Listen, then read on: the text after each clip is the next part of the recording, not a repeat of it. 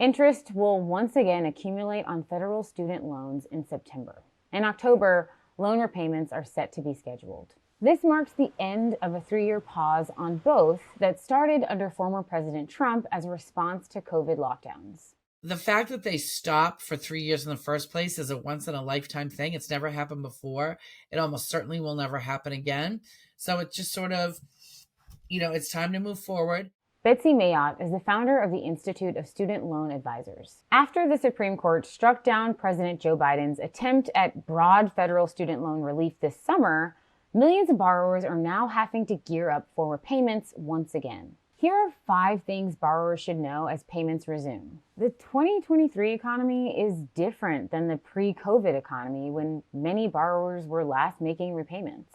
And for those borrowers, what I'm hearing is some of them are having difficulty trying to fit that payment back in the budget for a variety of reasons. Things like lettuce and rent are a lot more expensive than they were 3.5 years ago. There also could have been a change in income circumstances since prior to COVID. Maybe there was a job loss or a job reduction, or maybe they've had a child or 2 or 3 during the pause. And then the other thing is what I'm calling reverse lifestyle creep, where they just sort of, the money that they had used to set aside for their payment has sort of been absorbed by other things. And borrowers who graduated in the COVID era have never had to make a loan repayment. And those borrowers just sort of don't know where, a lot of them just sort of don't know where to start. There are tools borrowers can use to figure out the payment plan that's best for them, regardless of how much they owe. There are payment plans, especially if your income is low, that can result in a $0 payment. So don't assume that your student loan payment is going to be unaffordable. The number one commandment with student loans is thou shalt pay the least amount over time. Especially lately, people get caught up in the word forgiveness because there has been a lot of discussion about loan forgiveness and loan forgiveness programs. And for some people, pursuing a loan forgiveness program is the way to pay the least amount over time. But for most other borrowers, it's going to be paying their loans off as aggressively as possible to reduce total interest costs. One of the mistakes I see people make, especially recent grads, is they sort of pick up the payment that works best for them. And often because they're just starting out, it's the lowest payment they can get. And then they sort of set it and forget it. And then all of a sudden it's 8-9 years down the line. They're like, wait a minute, why do I still owe so much when I've been paying for so long? So in addition to looking at both the short and the long-term strategy, borrowers, I really like to see borrowers get in the habit of reevaluating their strategy on an annual basis. The Biden administration's new plan, called the Saving on a Valuable Education or SAVE plan, offers borrowers some relief.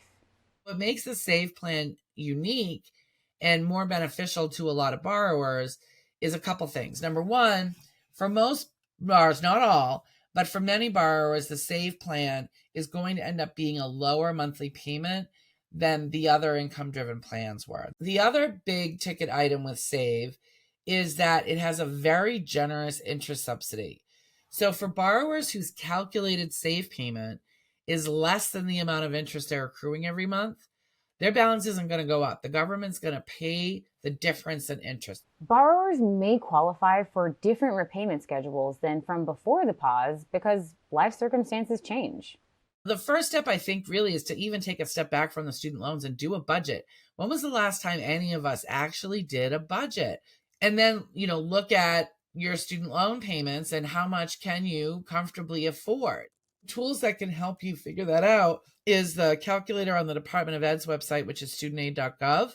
What I love about that calculator is you just have to plug your stuff in once, and then it spits out everything, all the plans you're eligible for, what the monthly payment is, whether it might result in forgiveness, and the most important field on that chart, how much it's going to cost you out of pocket over time. The start of repayments again is going to affect some more than others.